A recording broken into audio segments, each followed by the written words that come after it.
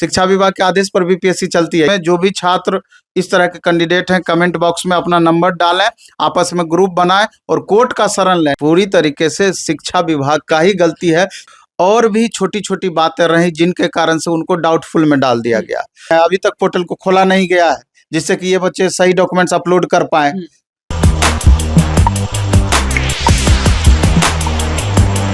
देखिए, सारे शिक्षक अभ्यर्थी बार बार फोन कर रहे थे, बार बार मैसेज कर रहे थे कि नवीन सर कहाँ हैं, नवीन सर से बात करिए। तो नवीन सर के पास हम आ चुके हैं।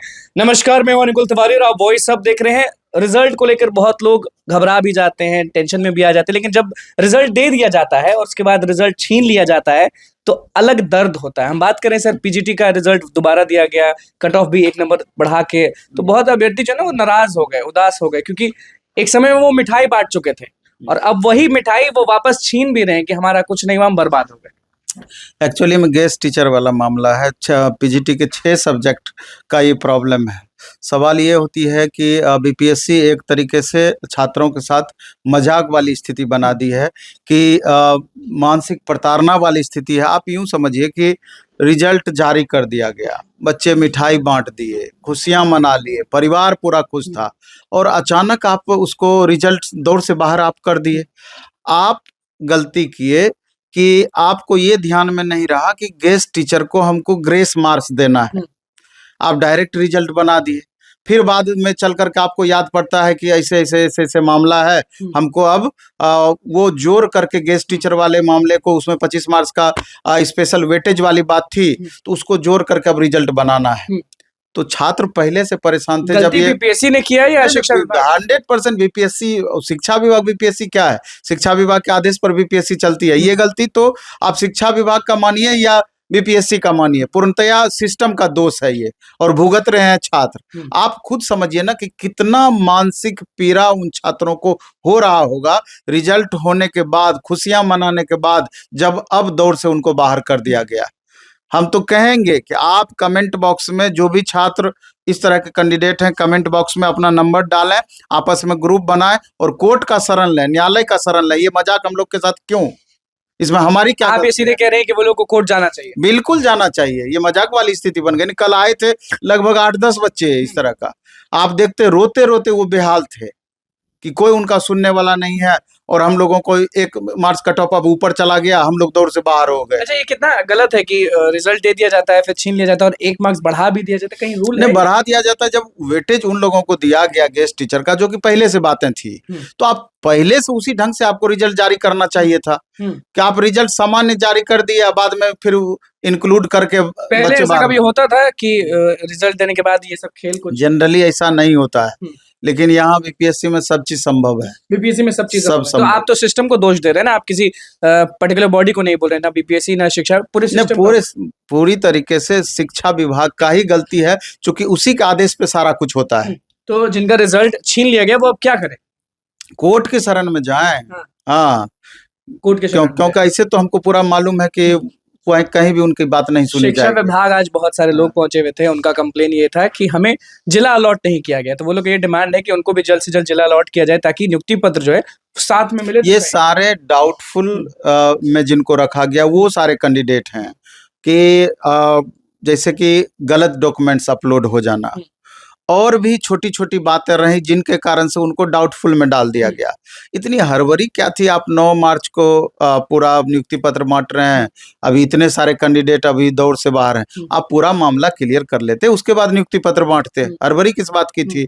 अब ये छात्र परेशान हैं, ये अलग मानसिक पीड़ा से गुजर रहे हैं कि पता नहीं डाउटफुल में रखा गया है, हम लोग का मामला क्लियर होगा कि नहीं। बच्चों का गलती आप कह रहे हैं नवीन सर? नहीं, सब बच्चों का क्या गलती? मान लीजिए गलत डॉक्यूमेंट्स अपलोड हो गया, हर टीआरई 1, टीआरई 2 में भी मौका दिया गया था सही डॉक्यूमेंट्स को अपलोड करने का। दोबारा से पोर्टल को खोला गया था, अभी तक पोर्टल खुला नहीं है, अभी तक पोर्टल को खोला नहीं गया है, जिससे कि ये बच्चे सही डॉक्यूमेंट्स अपलोड कर पाए, सही अभ्यर्थी सही डॉक्यूमेंट्स अपलोड कर पाए।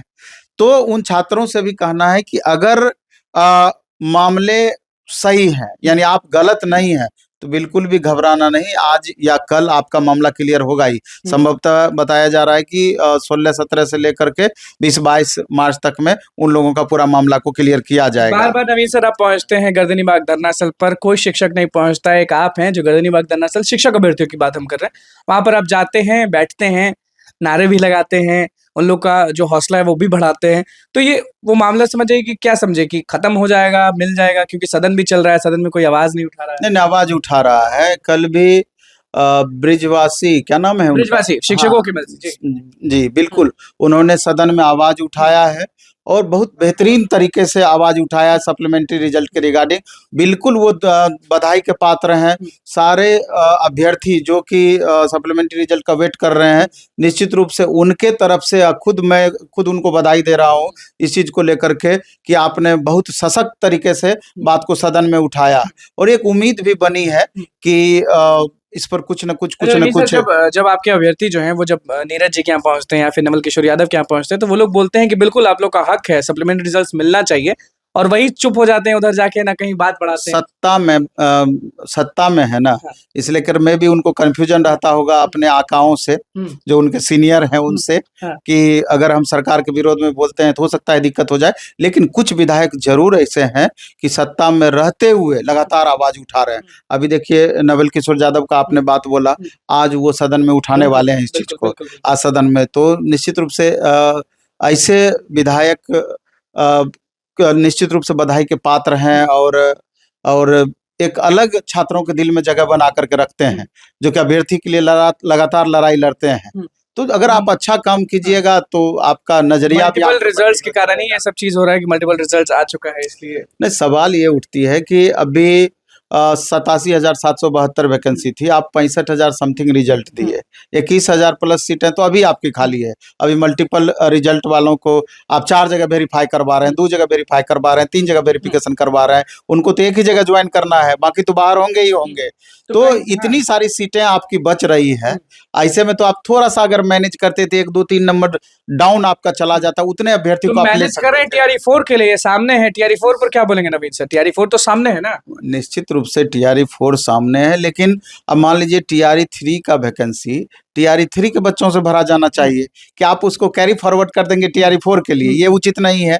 और TRE4 का जहां तक सवाल है, जो भी अभ्यर्थी बराबर मार्क्स ला करके जिनका नहीं हो पाया, 1-2 नंबर से कम जिनका छूट गया, 2-4-5 नंबर कमी रह गई, या नए भी अभ्यर्थी जो इस बार स्टेट पास किए हैं, तो उनके लिए भी मेरा कहना है कि TRE4 अब तक का सबसे टफ एग्जाम होने वाला है। क्वेश्चन टफ पूछेगा, ये बात हम नहीं बोल रहे हैं, कंपटीशन बहुत टफ होने वाला है, इसलिए खुद को तैयार रखें। वैकेंसी श्योर आएगी, ये बात तय है, लेकिन अपने को अपग्रेड करके रखना है, उस लेवल में पहुंचा कर रखना है जो पिछला कट ऑफ रहा है, 8-10 नंबर उससे बढ़ा करके ही मान करके चलना है, तभी आपका एक सीट पक्का हो पाएगा।